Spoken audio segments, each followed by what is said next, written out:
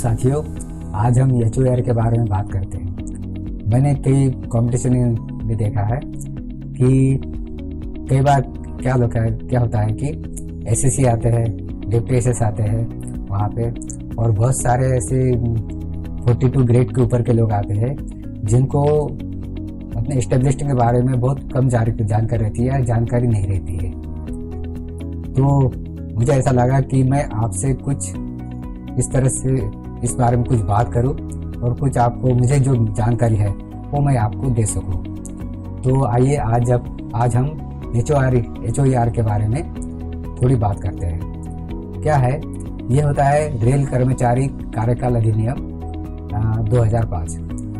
और क्या रहता है कि पहले अंग्रेजों का शासन था और वहाँ पे ऐसा था कि वो अपने मन मर्जी से काम करते थे, मजदूरों का शोषण करते थे वहाँ पे, और मजदूरों से कितना घंटे काम है क्या है कुछ ऐसे निर्धारित नहीं था। जैसे आपने देखा जो आंदोलन वगैरह हुए तो उसमें नील वाले जो आंदोलन हुए, ऐसे बहुत सारे आंदोलन हुए कि जिसमें ऐसे घंटे का कुछ हिसाब किताब नहीं रहता था, मजदूर से काम करते थे। और मुंबई में तो नीले थी, वहाँ पर भी बहुत प्रॉब्लम होती थी कि काम का कुछ निर्धारण नहीं था। तो क्या हुआ कि एक नारायणराव लोखंडे थे हमारे कामगार नेता, उन्होंने कुछ आंदोलन किए, धरने दिए, और उनके कुछ प्रयासों से लोगों वहाँ जो शासन था, अंग्रेजों शासन था, उनको लगा कि यार कुछ नियम बनना चाहिए, और फिर लोगों ने भी आंदोलन किए तो कुछ नियम बने हमारे, अंग्रेजों के दबाव बढ़ता गया। क्या हुआ कि 1990 में अंतर्राष्ट्रीय श्रम संगठन ने काम के घंटे और साप्ताहिक अवकाश के बारे में महत्वपूर्ण सिफारिशें की। उसके बाद रॉयल कमीशन, उन्होंने सिफारिश की। फलस्वरूप क्या हुआ कि 1930 में भारतीय रेल एक्ट में एक नया अध्याय जोड़ा गया, अध्याय नंबर 6। इस अध्याय के आधार पर भारत सरकार ने 1931 में कार्यकाल नियम बनाए। अभी 1931 में नियम बनाए, उसमें क्या होगा फिर 1951, 1956 और 1961 में कुछ संशोधन किए गए। उसके बाद नियर बाय ट्रिब्यूनल हुआ, ये हुआ है 1969 में, रेलवे लेबर ट्रिब्यूनल। अब इनमें क्या है कि ये अध्यक्ष थे इसके मिश्री मियाँ रहे, उन्होंने कुछ अपने सिफारिशें की। ये तारीख थी 6/7/72 को, और ये लागू कब हुआ? 1 अगस्त 1974 को। अच्छा, इसमें क्या रहता है वर्तमान में जो नियम है, तो वर्तमान नियम में क्या है वो अपन देखेंगे। भारतीय रेलवे अधिनियम 1989 का अध्याय 14, धाराएं होगी 130 से लेके 136 तक।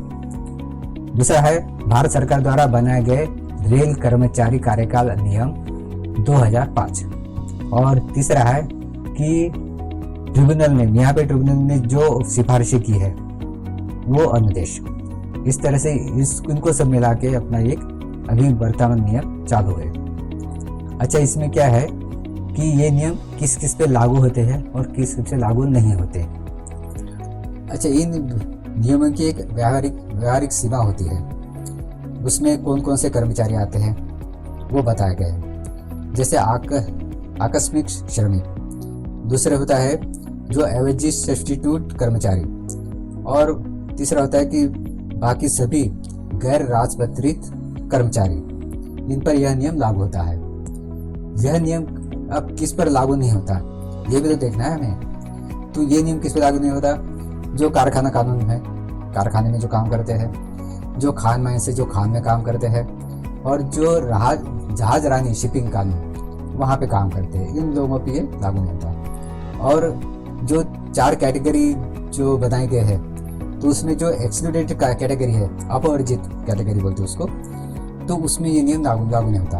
उसके उनका जो कार्य का जो है वो उनका स्वभाव उसका कार्य निर्धारण करता है। इन नियमों के अनुसार कर्मचारियों को 4 भाग में बांटा गया है। पहला है गहन मतलब है इंटेंसिव, और दूसरा है अविरामी मतलब कंटिन्यूअस। अविरामी बहुत सारे कर्मचारी आते हैं लगभग। और तीसरा है आवश्यक रूप से विरामी, एसेंशियल इंटरवेंशन कहते हैं उसको। और चौथा वही है जो हमने अभी बताया, अपवर्जित मतलब एक्सक्लूडेड। जो इन तीनों में नहीं आते वो एक्सक्लूडेड कहते हैं। अब आइए अपन देखते हैं कि गहन कर्मचारी को अपन समझना चाहिए कि गहन कर्मचारी मतलब क्या क्या रहता है। अपन काम तो करते हैं मगर अपने को ही मन नहीं मालूम रहता है कि हम किस कैटेगरी में हैं और हमें कौन कौन सा काम करना पड़ता है, कितने घंटे काम करने पड़ते हैं। कोई पूछता है तो हमें बता नहीं पाते। अब हम देखिए हम थोड़ा समझने की कोशिश करते हैं इसके बारे में। तो इंटेंसिव कर्मचारी वो होते हैं जो निर्धारित अधिकारी के निर्णय के अनुसार कठिन और थका देने वाला मतलब स्ट्रेसनेस काम करते हैं और काम के दौरान उनको लगातार एकाग्रता रखनी पड़ती है। वो कर्मचारी होते हैं इंटेंसिव। मतलब जैसे जो सेक्शन कंट्रोलर होते हैं या टेबल ऑपरेटर्स लोग होते हैं, जो सेक्शन कंट्रोलर होते हैं उनको लगातार अपने इस पर ध्यान देना पड़ता है। कौन सी गाड़ी कहाँ चल रही है, कौन से स्टेशन पर चल रही है, कितने बजे आ रही है, ब्लॉक किसको दिया और किस तरह से गुड्स कहाँ चल रही है, अपनी मेल ट्रेन कहाँ चल रही है, पैसेंजर कहाँ चल रही है, कौन सी गाड़ी कौन से स्टेशन पे है। इस तरह से उनको कंटिन्यूशन में अपने को ध्यान रखना पड़ता है, एकाग्रता रखनी पड़ती है। अब ये होते हैं इसको कहते हैं इंटेंसिव। अब इंटेंसिव का ऐसा है कि इनका जो कार्य अपन जो डिवाइड करते हैं तो 24 घंटे में 6 घंटे का भी इनको विश्राम नहीं मिलता, तो इसको कहते हैं अपन इंटेंसिव। और अब इनके कार्य के घंटे कैसे होते हैं, इनके सप्ताह में 42 घंटे होते हैं। 7 दिन का सप्ताह होता है और एक ड्यूटी होती है उनकी 6 घंटे की और 6 सती 42 मतलब 42 घंटे होते हैं इनके सप्ताह में। तो आपको जैसे कोई पूछेगा कि इंटेंसिव रोस्टर में कितने घंटे होते हैं, कितने घंटे का सप्ताह होता है, तो इनका तो 42 घंटे का सप्ताह। और अब इनकी 24 घंटे में क्या होता है, 24 घंटे में 6 घंटे की एक शिफ्ट होती है। मतलब एक दिन में 24 घंटे में 4 कर्मचारी काम करते हैं क्योंकि 6 घंटे की एक हो गया। और इनकी ड्यूटी कैसी रहती है, जैसे 1 to 7, 7 to 13, 13 to 19, 19 to 1, ऐसी 4 शिफ्ट हो गए इनके। और इनको जैसे मान लो कैलकुलेशन खराब हो जाती है तो 2 घंटे का एक्स्ट्रा वर्क करना पड़े, 8 घंटे की ड्यूटी करनी पड़े, तो इनको 2 घंटे का वो ओवर टाइम बन जाता है इनका। अब देखो कि अब हर आदमी को रेस्ट तो चाहिए, रेस्ट का तो प्रावधान है, मगर ये तो 7 दिन काम कर रहे हैं, तो इनका रेस्ट कैसे अपन गिनेंगे, रेस्ट कहाँ से आएगा। तो इनका रेस्ट होता है आवर्स के हिसाब से कि, और आवर्स होते हैं 30 घंटे से ज़्यादा उनको रेस्ट मिलना चाहिए सप्ताह में। तो आवर्स किस तरह से करेंगे अपन इनको, दिन के हिसाब से नहीं होता है। जैसे कंटिन्यू रोस्टर में क्या होता है कि दिन के हिसाब से रोस्ट फिक्स हो जाता है, किसका सोमवार का, किसका मंगलवार को हो गया, किसका बुधवार को हो गया, किसका संडे का हो गया, इस तरह से होता है। मगर इंटेंसिव रोस्टर में दिन के हिसाब से नहीं होता, इंटेंसिव रोस्टर में होता है घंटे के हिसाब से। अब देखो क्या रहता है कि सोमवार को मान लो 1901 ड्यूटी की 19 to 1, मंगलवार को 19 to 1 ड्यूटी, और बुधवार को 13 to 19, गुरुवार को 13 to 19, शुक्रवार को 7 to 13, और शनिवार को 1 to 7, और संडे को 1 to 7, और फिर सोमवार को 19 to 1। अब आप देखिए कि संडे को इन्होंने 1 to 7 की, 7 बजे के बाद ये फ्री हो गए, और सोमवार को कितनी की 19 to 1, मतलब सोमवार को उसको शाम को 7 बजे आना है, 19 बजे आना है ड्यूटी। तो ये जो लॉन्ग पीरियड हो गया ये उनका रेस्ट हो गया, टोटल हो गए 36 घंटे, और अपने को कितने कम से कम 30 घंटे का रेस्ट अपन उनको देना पड़ता है। तो ये इस तरह से इनको 36 घंटे का एक रेस्ट उनको मिल गया, तो इनका रेस्ट इस तरह से काउंट होता है। अब अपन आते हैं नाइट ड्यूटी के बारे में। नाइट ड्यूटी जनरली क्या होता है कि 22 से 6 बजे तक नाइट ड्यूटी रहती है, सबको मालूम है, और नाइट ड्यूटी होती है 8 घंटे की। और एक्चुअली क्या है कि जब 8 घंटे नाइट ड्यूटी होती है तो 30 दिन में टोटल नाइट होती है उनकी 40 नाइट होती है, सभी में होती है, चाहे कंटिन्यू रोस्टर हो गए या इंटेंसिव रोस्टर हो गया या इंटरमीडिएट रोस्टर हो गया, ये तीनों में भी आपको नाइट वही रहेगी, 40 नाइट रहेगी। तो 40 नाइट में और तो 4 लोग काम कर रहे एक दिन में, तो कितने, एक कर्मचारी को 10 नाइट मिलती है, 10 नाइट काम करनी पड़ेगी और 10 नाइट का उसको अलाउंस मिलेगा। तो ये रहता है नाइट ड्यूटी का। अच्छा, उसके प्रकार नाइट ड्यूटी का क्या होता है कि स्लैब रहते हैं और स्लैब के अनुसार जैसे आपकी बेसिक रहेगी, इंक्रीमेंट मिलता है, डीए मिलता है, थोड़ी बेसिक बढ़ जाती है डीए, तो फिर आपकी नाइट ड्यूटी भी बढ़ेगी। तो जैसे जैसे स्लैब होता है, स्लैब के अनुसार आपकी नाइट ड्यूटी मिलेगी। अच्छा, इनका जो ओवर टाइम का रहता है, जो 14 दिन का पीरियड रहता है ओवर टाइम का, जनरली सबको मालूम है कि 14 दिन का ओवर टाइम का पीरियड रहता है। कई बार होता है कि कुछ कर्मचारी को इंटेंसिव रोस्टर के बाद उसी बीच में कंटिन्यू रोस्टर में लगा दिया जाता है। जैसे डिप्टी कंट्रोलर में काम करना पड़ा उसको, सेक्शन कंट्रोल में काम किया, फिर डिप्टी कंट्रोलर जो कंटिन्यू रोस्टर है, अब कंटिन्यू रोस्टर में काम कर रहे, तो क्या होता है कि अब उनको ओवर टाइम किस हिसाब से देंगे। तो ये डिसाइड होता है कि 14 दिन में ज़्यादा जिस रोस्टर में ज़्यादा काम करेंगे उस रोस्टर का वो नियम उसको लागू होगा। अगर कंटिन्यू रोस्टर में 8 दिन काम किया तो कंटिन्यू रोस्टर लागू होगा, अगर इंटेंसिव रोस्टर में 8 दिन काम किया तो, या 8 दिन से ज़्यादा काम किया तो इंटेंसिव रोस्टर हो गया। तो इस तरह से अपने को वो डिसाइड करना पड़ता है। उसके बाद क्या है, तैयारी के लिए घंटे। तैयारी के घंटे लगभग एक दिन में उनको एक शिफ्ट में आधा घंटे का मिल जाता है। और लघु विराम, शॉर्ट ऑफ 6 घंटे की ड्यूटी रहती है। 6 घंटे की ड्यूटी में अगर दूसरी ड्यूटी आना है तो आपको 12 घंटे का विराम देना पड़ेगा। 12 घंटे के बाद ही उसको बुला सकते हैं। मान लो किसी दिन उनको 8 घंटे की ड्यूटी करनी पड़ी, 8 घंटे की ड्यूटी अगर करनी पड़ी तो उनको लगभग 14 घंटे का विश्राम देना पड़ेगा बीच में। 14 घंटे के बाद ही उनको अपन बुला सकते हैं। उसके बाद आता है लॉन्ग ऑन, लंबा कार्य समय। जैसे इंटेंसिव रोस्टर है जिसको गहन कोटि कहते हैं, इनको अधिक से अधिक 8 घंटे काम कराया जा सकता है क्योंकि थका देने का काम रहता है। 6 घंटे उनकी ड्यूटी रहती है। अगर आपको पोजीशन खराब हुई तो आप उनसे 8 घंटे काम करा सकते। 8 घंटे के बाद उसको रिलीवर को बुलाना ही पड़ेगा। तो ये हो गया अपन इंटेंसिव रोस्टर।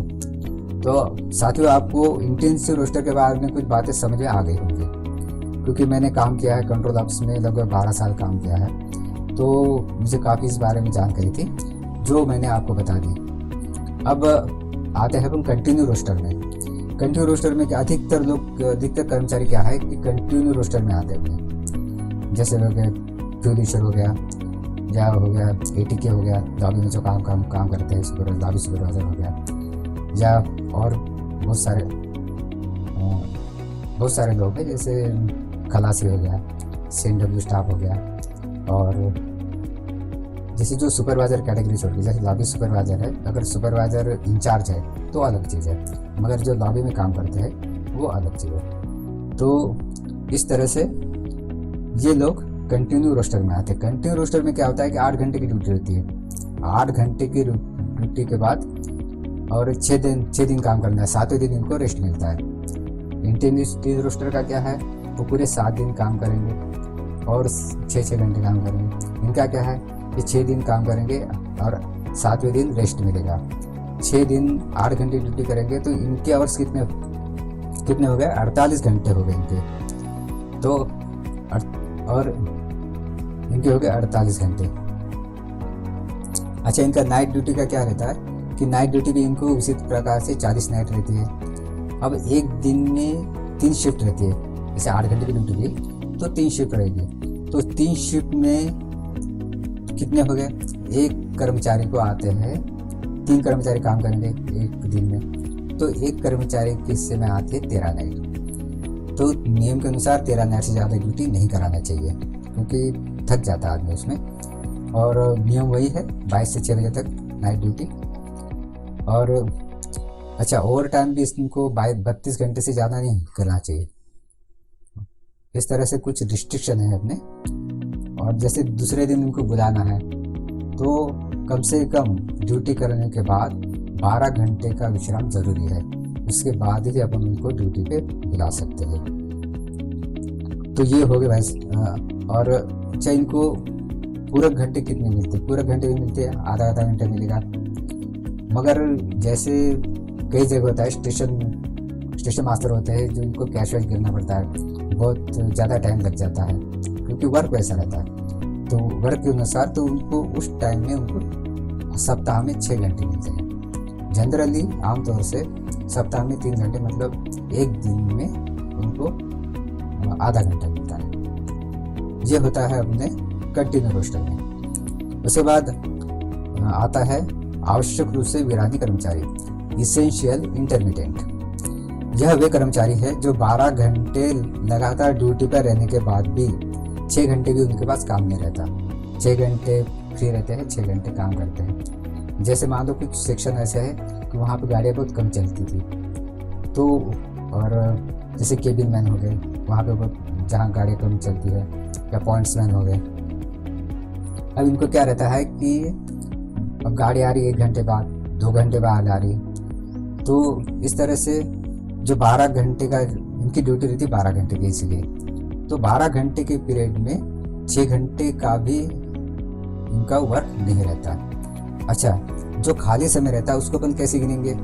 जैसे आधे आधे घंटे के 2 पीरियड होने चाहिए कम से कम, और 1-1 घंटे का 1 पीरियड होना चाहिए। तब तो अपन कहेंगे कि भाई इनको इस पीरियड में काम नहीं है, तो इसलिए ये इसेंशियल इंटरमीडिएट रोस्टर में आते हैं इस तरह से। और नाइट ड्यूटी का वही रहता है स्लैब के अनुसार, और नाइट वही रहता है 22 से 6 बजे तक। अच्छा, इसमें कौन आते हैं? जैसे वेटिंग रूम अटेंडेंट हो गया, बैठे काम में आराम से काम कर रहे हैं, और सफाई वाले हो गए, एक झाड़ू लगा दिया बैठे। सीवर के गेट में, विश्राम गृह के केयरटेकर, सलून परिचारक। मतलब काम का ऐसा प्रकार है कि काम बहुत कम रहता है मगर अटेंड होना जरूरी रहता है, तो इसलिए इनको इसेंशियल इंटरमीडिएट रोस्टर में ये लोग आते हैं। अच्छा, इनको पूरा तैयारी के लिए कितने घंटे मिलते हैं? तैयारी के घंटे, अगर इनको क्वार्टर मिलता है, आधा किलोमीटर के अंदर अगर क्वार्टर मिलता है इनको, तो इनको वही मिलेंगे 3 घंटे सप्ताह में, मतलब आधा घंटा पर डे के हिसाब से। और अगर आधा किलोमीटर से ज़्यादा दूर रहते हैं, इनका क्वार्टर बाहर रहता है आधा किलोमीटर से, तो सप्ताह में 4.5 घंटे इनको मिलेंगे। अच्छा, रनिंग स्टाफ के नियम थोड़े से अलग है। रनिंग स्टाफ को तैयारी के लिए लगभग सप्ताह में 4 घंटे मिलते हैं। साथियों, अब देखते हैं अपवर्जित एक्सपीरियंस कर्मचारी। जैसे अपन ने देख लिया इंटेंसिव काम कर्मचारी, और ये हो गया अविरामी कर्मचारी, कंटिन्यूस वाले कर्मचारी, और इसेंशियल इंटरमीडिएट तीसरे नंबर का हो गया जो आवश्यक रूप से विरामी, जो 12 घंटे ड्यूटी करते कर्मचारी, वो वाले कर्मचारी। और अभी तीनों में जो नहीं आते वो रहते हैं अपवर्जित, मतलब एक्सक्लूडेड कर्मचारी। इनका क्या रहता है? इनका स्वभाव, काम का स्वभाव जो रहता है, यह इनका वर्क रहता है। जैसे गोपनीय काम में लगे कर्मचारी, अब उनको बहुत सारा काम करना पड़ता है, अब उनको एक फिक्स अपन रोस्टर में नहीं डाल सकते। स्कूल के अध्यापक हो गया, पर्यवेक्षक हो गया। पर्यवेक्षक रहता है कभी कभी रात को 12 बजे आ गए, कोई भी वीआईपी मूवमेंट हो गया तो रात को 2 बजे आ गए, या सुबह 4 बजे आ गए। जैसे एसएस वगैरह जो रहते हैं कि ये रहते हैं सुपरवाइजर कर्मचारी, तो ये रहते हैं एक्सक्लूडेड कर्मचारी। अब उनको रात को 4 बजे आ गए, फिर उसको ये थोड़ी बोलते कि आप सवेरे 9 बजे आओ, कैसे बोलेंगे? तो इंचार्ज को कभी बुला सकते हैं, और नाइट ड्यूटी इंस्पेक्शन कर लेता है। तो इस तरह से मैट्रन हो गया, सिस्टर हो गया, इस तरह से ये जो कर्मचारी होते हैं ये हो गए अपवर्जित एक्सक्लूडेड कर्मचारी, जो ऊपर तीनों कैटेगरी में नहीं आते। ये आपको समझ में आ गया।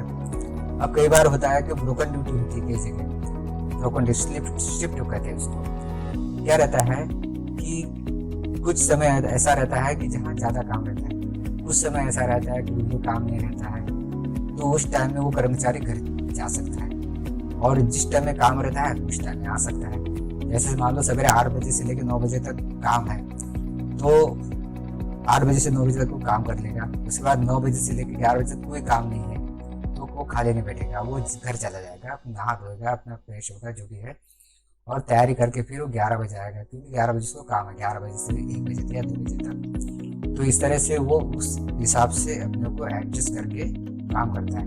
इसको बोलते हैं ब्रोकन ड्यूटी, अपने लोकल भाषा में बोलते हैं ब्रोकन ड्यूटी, या फिर स्लिप शिफ्ट कहते हैं उसको।